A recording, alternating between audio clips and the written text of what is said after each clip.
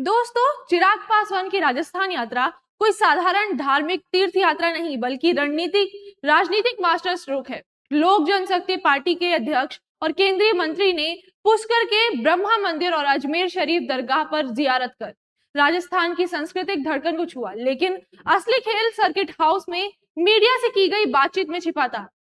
पासवान ने सीधा तीर कांग्रेस पर चलाया। देखिए, ये असंतोष कई ऐसे दलों में है जो आज की तारीख में अपने आप को विवाद से हटकर विकास की राह पर लेकर जाने की सोच रखते हैं। ऐसे में कांग्रेस के भी कई सांसद ऐसे हैं जो अपने आप को कांग्रेस में संतुष्ट नहीं पाते हैं, अलग अलग दलों में हैं, सपा में हो, टीएमसी में हो, जो अब मुख्य धारा के साथ जुड़कर अपने राज्यों को आगे लेकर जाने की सोच रखते हैं। ऐसे में मुझे लगता है जिस तरीके से इतनी बड़ी टूट आम आदमी पार्टी में हुई है, कहीं ना कहीं पार्टी के नेतृत्व को लेकर असंतोष रहा होगा, कहीं ना कहीं प्रधानमंत्री जी के प्रति उनका रुझान रहा होगा। कारण जो भी रहे, ये निर्णय उन 7 सांसदों का था और उन्होंने पूरे संवैधानिक तरीके से दल बदल कानून के तहत 2/3 का बहुमत चाहिए होता है। 10 में से 7 सांसद एक साथ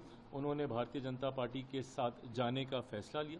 ये फैसला उनका है, बट हम लोग हमेशा स्वागत करेंगे जो भी प्रधानमंत्री जी की सोच के साथ प्रभावित होकर एनडीए का हिस्सा बनना चाहता है, उनका स्वागत है। ये बयान सिर्फ आलोचना नहीं बल्कि आने वाले दिनों का संकेत है। महिला आरक्षण बिल को लेकर उन्होंने कांग्रेस पर आरोप लगाया कि वो कभी इसे लागू करवाना ही नहीं चाहती थी। डेलिमिटेशन का बहाना बनाकर महिलाओं का हक छीनने की कोशिश की गई। आपकी हालिया टूट को उदाहरण देकर उन्होंने साफ संदेश दिया, विपक्षी खेमा टूटने वाला है। अब क्या ये कोई संकेत है कि कुछ कांग्रेस सांसद एनडीए की ओर रुख कर सकते हैं? बंगाल पर बोलते हुए पासवान ने ममता बनर्जी की सरकार पर तीखा हमला बोला, बढ़ती हिंसा को लेकर चेतावनी दी कि महिला आरक्षण बिल के अमल से बंगाल के चुनावी समीकरण बदल जाएंगे। बंगाल चुनाव जिस तरीके से कल मतदान और मत प्रतिशत में वृद्धि हुई है, ये अपने में दर्शाता है कि जनता किस तरीके से मौजूदा मुख्यमंत्री ममता बनर्जी जी के कार्यकाल से त्रस्त है। ये विश्वास है मेरा कि एक लंबे समय के बाद बंगाल में भी डबल इंजन की सरकार बनेगी। मेरे प्रधानमंत्री नरेंद्र मोदी जी के सोच वाली सरकार बनने जा रही है। 4 मई को जब परिणाम आएंगे तो तमाम राज्यों में, ऐसे राज्य भी जहां पे लोग सोचते हैं कि एनडीए या भाजपा अच्छा प्रदर्शन नहीं करेगी, साउथ के राज्य डीएमके जो अपना वर्चस्व मान के चलती है, तमिलनाडु जैसे राज्यों में, मैं मानता हूं इन 5 राज्यों में एनडीए की भारी मतों से जीत होने जा रही है और डबल इंजन की सरकार इन तमाम राज्यों में बनने जा रही है। 4 मई को 5 राज्यों में डबल इंजन सरकार बनने का जिक्र कर उन्होंने कहा कि बंगालियों के मन में भी अब डबल इंजन की हवा चल रही है।